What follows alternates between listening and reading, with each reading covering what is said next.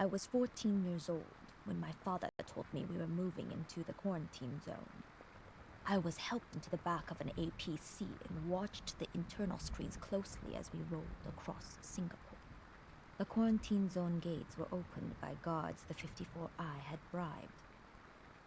I won't ever forget my first view of our new home. It was a war zone.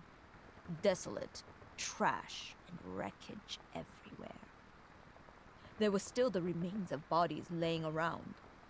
I almost complained, but was silenced by a single glance from my father. He was an enforcer, one of the few who kept the Combine in check. There could be no public dissent. If I were to follow in his footsteps, I would have to play my role. We had to set the example of what was expected.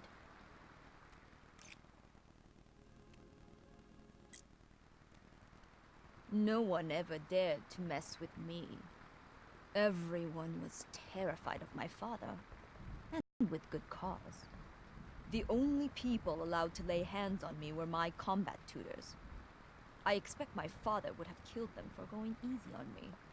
If I wanted to become an enforcer, it would have to be on my own merits, not because of my family name. So for the next 3 years, my days were spent in training. Hand-to-hand combat, gunplay, urban combat tactics, strategy, history, Chinese literature. It is not enough for an enforcer to be a great fighter. They have to embody the ideals of the 54 Immortals. They have to inspire loyalty and respect. I worked as hard as I could. Failure was not an option. To fail would have brought dishonor to my father, and that was something I was determined never to do.